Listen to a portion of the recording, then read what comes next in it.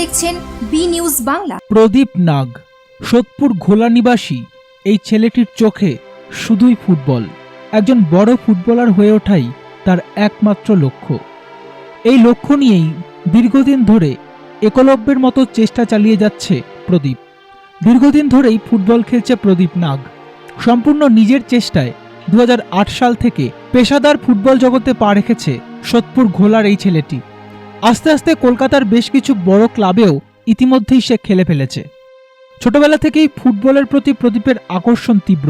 Football খেলে দর্শক ও নির্বাচকদের অভিবাদনও কুড়িয়েছে সে, কিন্তু মেলেনি কোনো সদর্থক সাহায্য। আসলে মধ্যবিত্ত পরিবারের ছেলে মেয়েদের নিজের লক্ষ্যের যাত্রাপথটা বরাবরই খুব কঠিন। তবুও সব রকম প্রতিবন্ধকতাকে পার করে সে চেষ্টা চালিয়ে যাচ্ছে। সে অবিচল নিজের লক্ষ্যে। আগামী দিনে কলকাতা লিগ ও আইএসএল খেলার স্বপ্ন প্রদীপের। তুমি কতদিন ধরে খেলছো? আমি 2004 একাডেমি ছিলাম, আইএফ একাডেমিতে। 2008 সাল থেকে প্রফেশনাল ফুটবলার খেলছি কলকাতা মাঠে। হ্যাঁ, প্রিমিয়ারে সাইন করেছিলাম ফার্স্ট। 2008 থেকে বড় ক্লাবে খেলা শুরু করেছি। আগামী দিনে আইএসএল খেলতে চাই, দেখি কী হয়। লাস্ট মহারণের সাথে খেলেছি একটা প্র্যাকটিস ম্যাচ, তো ভালো খেলেছি। ওদের আমাকে সবাই অ্যাপ্রিসিয়েট করেছে। অনেকদিন পর মাঠে ফিরছি। মানে কি ইচ্ছা আছে, কোথায় খেলবে? এরপরে কলকাতা লিগে ইচ্ছা আছে, হারেন্স দেওয়ার চেষ্টা করবো নিজের 100%। অনেক প্রিমিয়ারের কোচরা বলেছে আমাকে, দেখা যাক।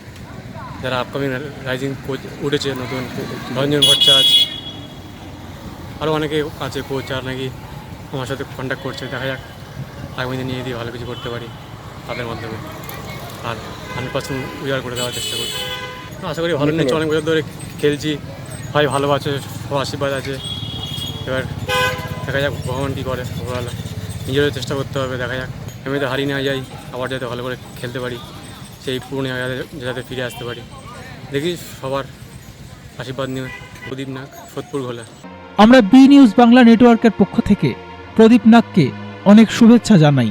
আমরা আশা করছি আগামী দিনে প্রদীপ অনেক বড় ফুটবলার হয়ে কলকাতার মাঠ কাঁপাবে।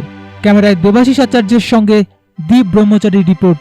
সাবস্ক্রাইব করে সঙ্গে থাকুন বি নিউজ বাংলা নেটওয়ার্ক।